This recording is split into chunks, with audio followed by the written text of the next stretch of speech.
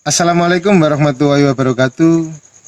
Jumpa lagi dengan saya di channel Sunario Semaba 75. Pada video kali ini saya akan membahas soal nomor 75, kumpulan soal SBMPTN 2018 versi 2018-12 dan kode soal 2. Namun sebelum kita membahas soal tersebut, saya ingatkan sekali lagi untuk subscribe channel Sunario Semaba 75.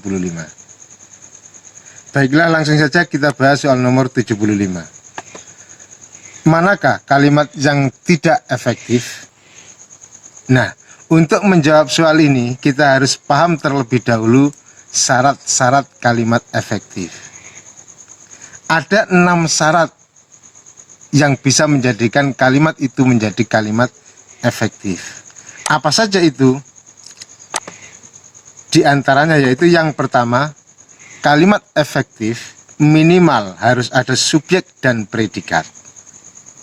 Nah, kalian pasti masih ingat apa yang dikatakan kalimat itu.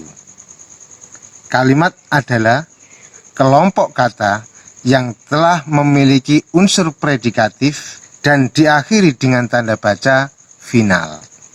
Nah, unsur predikatif di sini maksudnya apa? Maksudnya di dalam satu kalimat tersebut minimal harus memiliki subjek dan predikat. Makanya dikatakan sebagai unsur predikatif. Kalau tidak ada salah satunya berarti dia bukan kalimat yang efektif.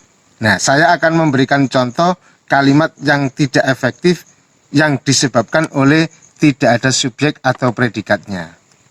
Misalnya saya punya kalimat yang seperti ini. Merupakan suatu kehormatan bagi kami apabila Bapak, Ibu, Saudara berkenan hadir dalam acara tersebut. Nah, ketika mendengar ini kalian pasti bisa membayangkan kalimat ini biasa digunakan di mana?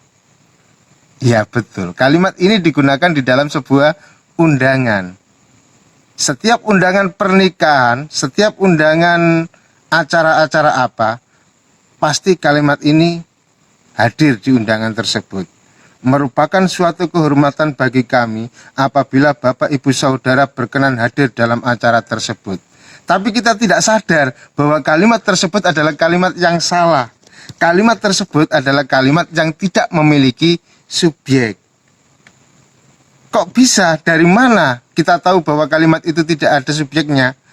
Kalau kita penggal kalimat ini, maka akan mendapatkan sebuah penggalan kalimat yang berbunyi merupakan suatu kehormatan bagi kami apabila Bapak, Ibu, Saudara berkenan hadir dalam acara tersebut. Merupakan sebagai predikatnya, suatu kehormatan sebagai objeknya, bagi kami sebagai keterangan apabila Bapak, Ibu, Saudara berkenan hadir dalam acara tersebut sebagai keterangan. Nah, kalau kalimat ini saya permutasikan keterangannya atau apabila Bapak, Ibu, Saudara berkenan hadir dalam acara tersebut saya taruh di awal kalimat, maka akan menghasilkan kalimat yang seperti ini. Apabila Bapak, Ibu, Saudara berkenan hadir sebagai keterangan. Mengapa keterangan? Ingat, di awal kalimat diawali dengan kata apabila, sejajar dengan kata jika. Dan itu kata sambung. Semua frase atau semua klausa yang diawali dengan kata sambung pasti akan menjadi keterangan. Lalu merupakan sebagai predikatnya, suatu kehormatan sebagai objeknya bagi kami sebagai keterangan.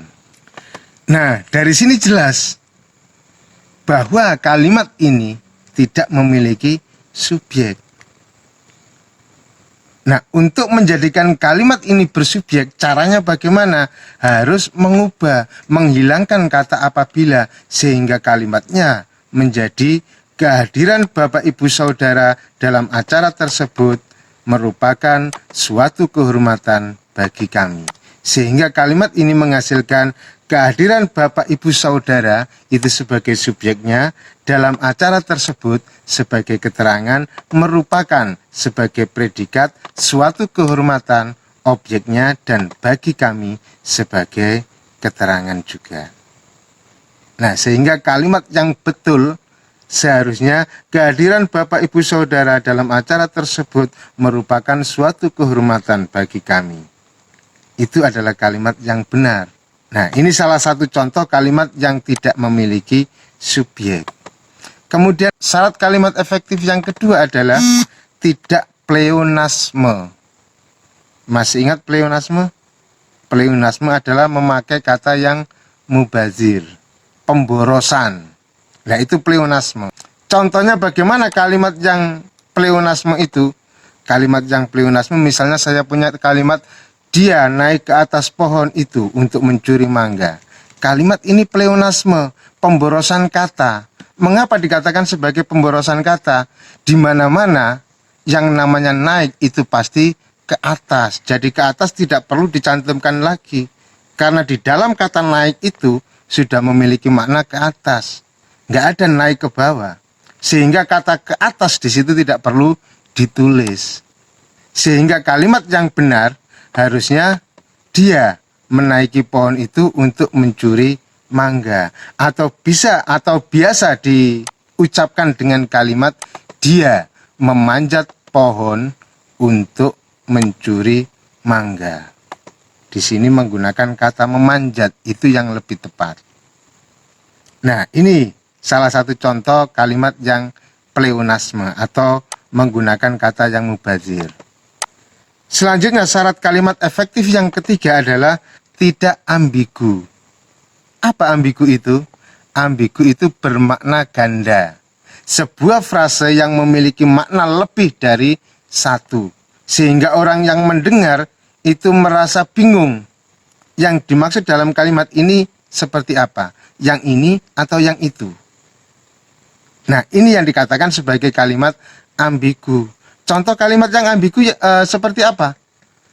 Ayahku seorang wartawan media terkenal itu.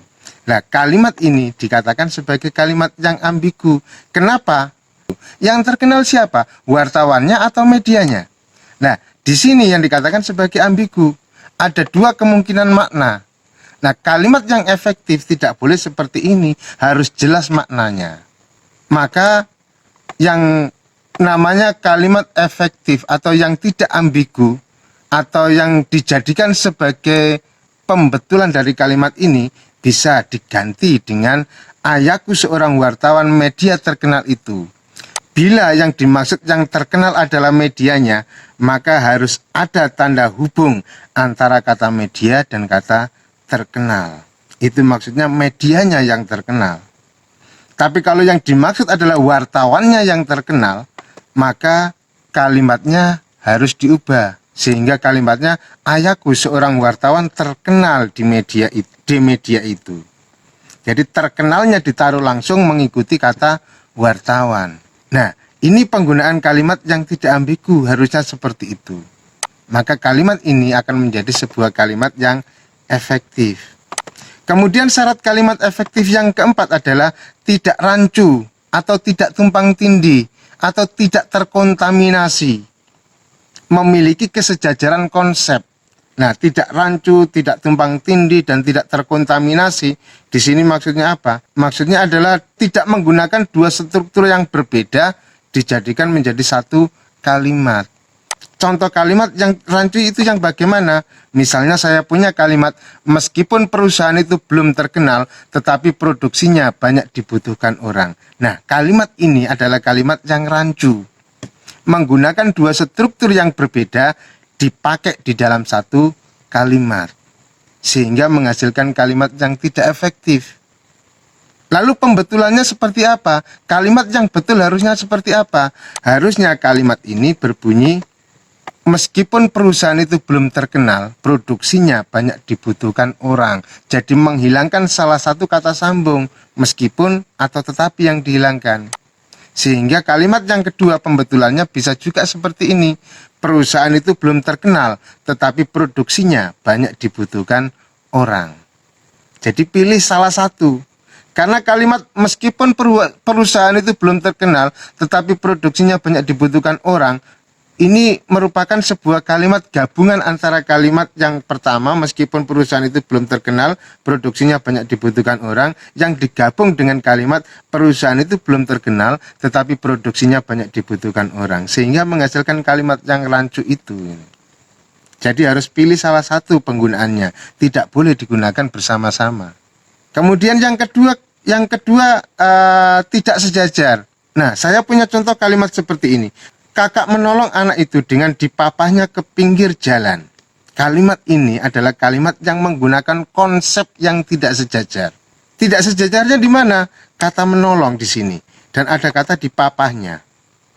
Kalau di awal menggunakan imbuhan me, maka di belakang tidak boleh menggunakan imbuhan di, harus menggunakan me juga. Nah, ini baru yang dikatakan sebagai sejajar. Tapi kalau di awal me, di belakang kok menggunakan di, berarti kalimat ini adalah kalimat yang tidak sejajar konsepnya. Sehingga pembetulannya bagaimana?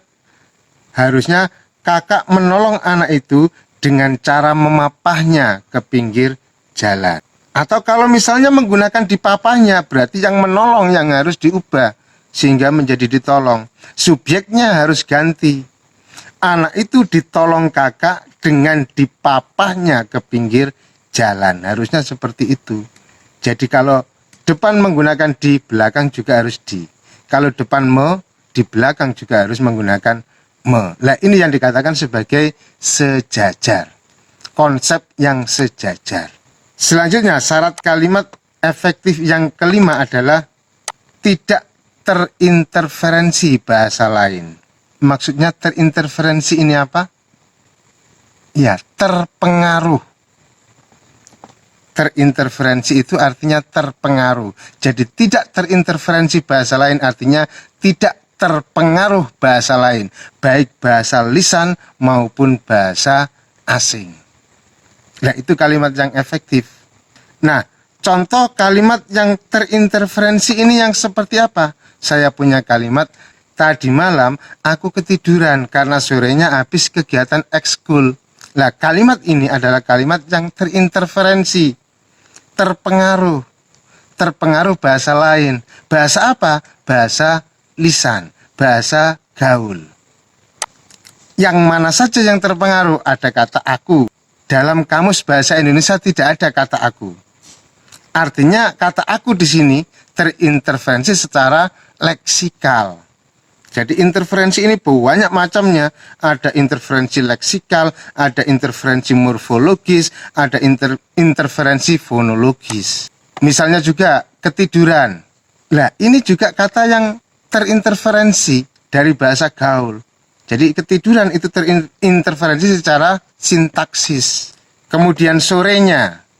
Sorenya ini juga terinterferensi secara sintaksis. Habis ini terinterferensi secara fonologi.